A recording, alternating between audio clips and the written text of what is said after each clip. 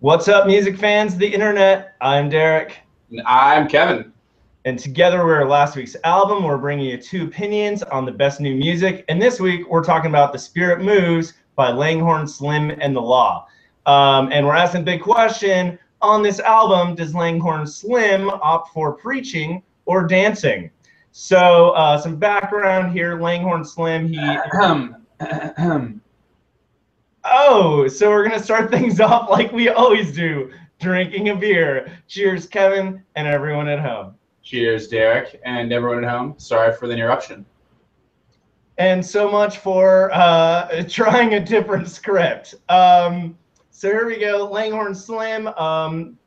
He's been around for a while, kind of a southern folk guy. I believe he's originally from North Carolina, although recently he is based in Nashville. And he has teamed up with The Law, which is a trio of Malachi DeLorenzo, Jeff Ratner, and David Moore, and producer Kenny Segal. And this is his second album he's done with The Law, and his fourth full length in total. And this album also marks a few other firsts from Langhorne Slim. This is the first one he's recorded sober. This is the first one he's recorded while single, and this is the first one he's not written the songs entirely by himself, but he's kind of worked with producer Kenny Segal to co-write some. So a number of firsts on his fifth full-length album. So there's some background, and now we're going to talk about what it sounds like. Kevin, why don't you start us off?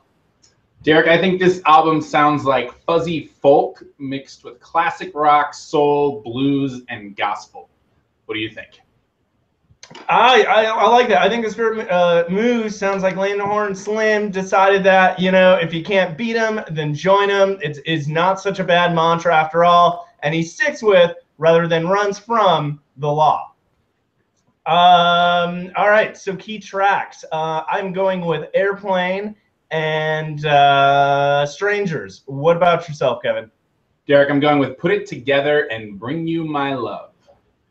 All right, well, you know, I'm going to start things off with Airplane as it's the album opener. Overall, really thought this was characterized by the different instruments that made appearances throughout. It really starts very minimalist, if you will. There's kind of lively strummed acoustic guitar, some soft piano. Later on, brush tap snare drum, soft organ, and cello join in. And the bridge really finds all these instruments warmly abuzz before fading to a almost fade out ending. And the lyrics really kind of describe Langhorne's struggles with addiction and how he felt limited in other facets of his life because of that. And the bridge, which really kind of features all these different instruments and comes to this near collapse, I thought was almost like a musical metaphor of being consumed by one's addiction, hitting rock bottom, and subsequent rebirth. So a lot of things going on. Really fantastic opening track. Nice. Yeah, I'm going to start us off with track number 3, Put It Together. I really like it for its toy piano hook, these group oohs and ahs, jolting drums, and later there's some really triumphant strings. There's a really good line. He says, "This heart of mine, it hurts sometimes. It was broken, now it's better. Since you left, put it together," which is a really nice sort of scorned lovers recovering kiss off, if you will. And the song just has this bluesy swagger mixed with ramshackle energy that I really, really enjoyed. Nice. Now I'm going to jump to track 9, Strangers. This one is very upbeat. There's a lively strummed acoustic guitar, catchy vocal, do-do-doos, floating banjo, and hand claps. And that's just the intro. The verses, kind of the vocal delivery reminded me of an early folkier Southern Bruce Springsteen, you know, kind of Born to Run era, if you will. And the bridge features organ, horns, hints of electric guitar, really make for a big ending. And this one, again, kind of a recovery. One great line I really liked is the opening line. "I was born, I've been running since, done things that don't make no sense. There was a devil in me. I had to set him free." And really, you know, that just great song here, you know, lyrically and musically. Kevin, what's your last key track? Next up, I've got number 8, Bring You My Love. And this one was really kind of a late bloomer for me. But the more I listened to it, the more I liked it a whole lot. It's got this really sort of Doors-ish piano and drums combo, a bluesy bass, almost Stones guitar in there. And it starts off traditional enough, but then it goes into this total freak out that's sort of spacey and jazzy and even doo-woppy. And then later it freaks out again, this time with more sort of acid and swing, if you will. And it's just a great fusion of old and new with a really great freewheeling energy. Nice. Yeah, I like all those references there. I could definitely hear them. So now let's talk about best lyric. Kevin, what did you have? I'm going with a line from one of your key tracks, Derek, Airplane, where he says, "I ain't lost, come and find me." And I thought this really sums up the album's central theme, that spiritual mobility is spiritual stability, if you will. What about you, Derek? Nice. I'm actually going with one from the closing track, Wolves. And he says, "I'm tough enough to run with the bulls. I'm too gentle to live amongst wolves." Just kind of the imagery here was really cool. And again, really echoed those themes as well. All right, so that brings us to overall rating and asking the big question on the Spirit Moves. Does Langhorne Slim opt for preaching or dancing? Kevin, why don't you start us off? Yeah, I'll start us off with answering the question, does he opt for preaching or dancing? I would say that he sings of the Spirit in a spiritual and physical force, almost even whimsical at times.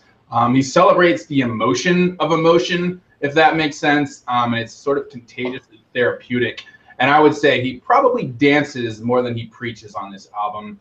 As for overall rating, I'm going with a strong 4. I thought the piano especially was a killer instrument throughout. It really made some tracks for me. And the full band as well is playing together really nicely. Langhorne does a great job of making heartbroken songs remain full of energy and attitude. They don't get too boring like some sort of lovesick artists or tracks. And it always sort of sounds like he could fly off the rails at any moment. But he does a really good job of keeping it all together. What do you think, Derek? Yeah, I like a lot of your points. I thought the band added a whole lot here. Definitely liked the energy, where you mentioned almost seeming to come off the rails, but keeping it together. I thought it was fantastic there. And I think the way I can summarize my thoughts about this is kind of how I would respond to the big question, opting for preaching and dancing. And I would say no, but definitely a new side of Langhorne Slim. One example that really jumped out to me was the song Whisperin', where he says, "If you're dissatisfied with the love I provide, why do you cry that you miss me? Last night on my pillow, there was another man whispering to you." On earlier records, he was that guy. And now, he's kind of reached this new level, self-being almost. It's much more self-reflective. The emotion of emotion, I think you hit the nail on the head there. And so I think he's not only done that lyrically, but I think he and the band have done a great job to mirror these emotions musically. So that being said, I really like this, and you describe one track as being a late bloomer. They're all kind of continue to grow on me, and that's awesome. I'm giving this one a 5 out of 5. So there you have it, a 4 from Kevin, a 5 for myself. So that's a 9 out of 10. So you should really get on the move and listen to The Spirit Moves by Langhorne Slim and The Law. And thanks again for joining us at last week's album. Don't forget to subscribe, where we'll continue bringing you 2 opinions on the best new music. Shout out to the podcast. And until next time, I'm Derek. And I'm Kevin. Cheers. Cheers, guys.